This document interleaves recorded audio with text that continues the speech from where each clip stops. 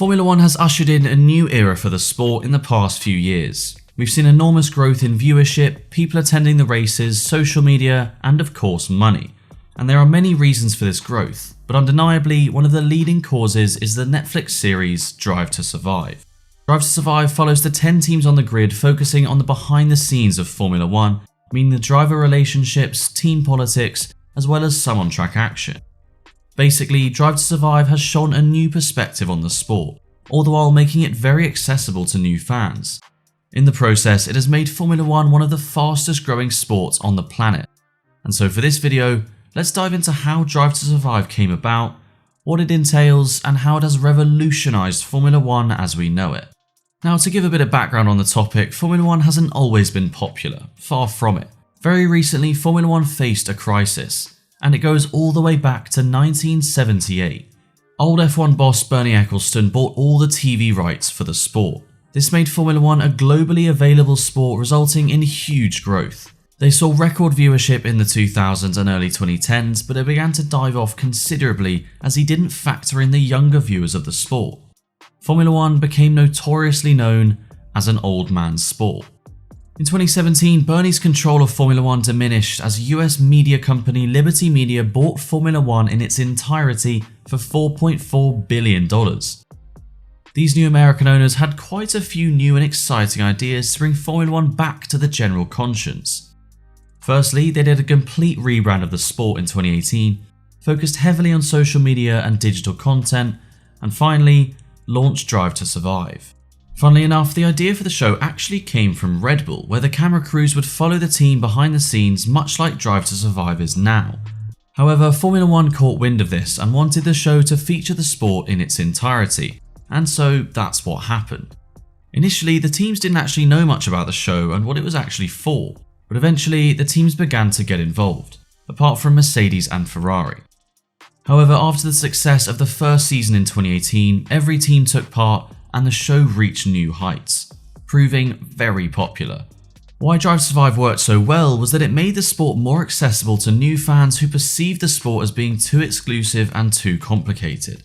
And so instead of focusing on the technical and car side of F1, they instead focused on the interpersonal relationships between drivers, team bosses, and the teams they work for.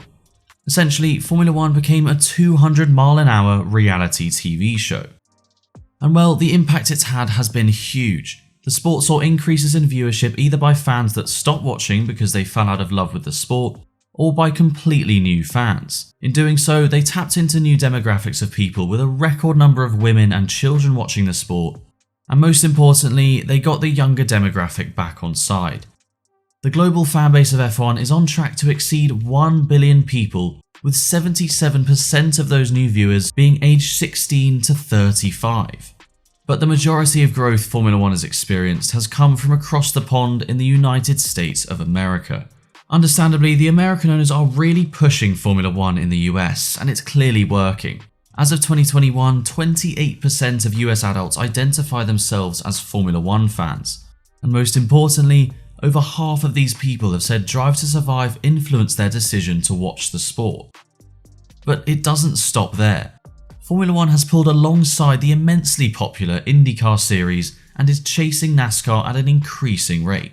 I think anyone that's been watching F1 for a few years now has seen it with their own eyes whenever the US Grand Prix is on.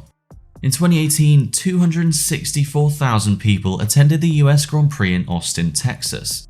And just 3 years later, that number has increased to 400,000 in 2021.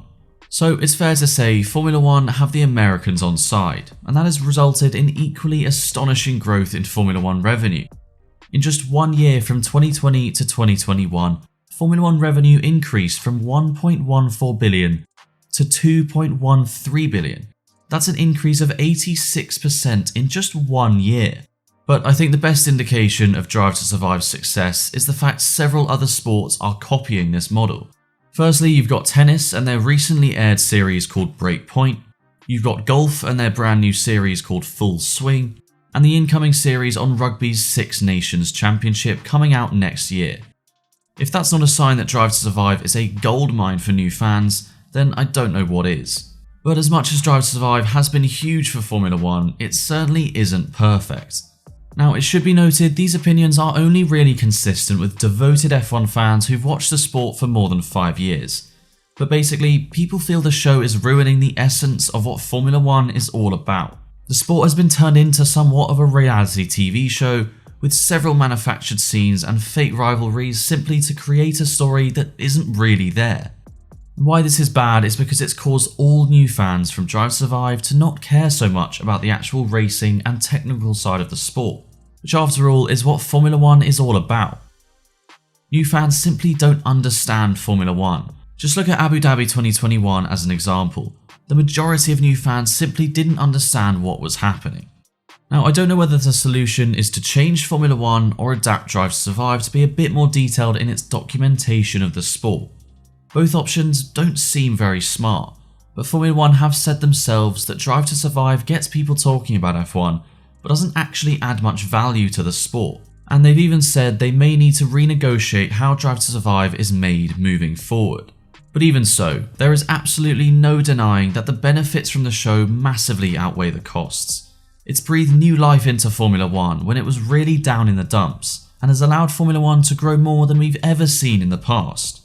But the show is dependent on how much drama and competition is taking place on track, and so with a pretty quiet and uncontroversial 2022 season, it will be interesting to see how Season 5 of Drive to Survive approaches this.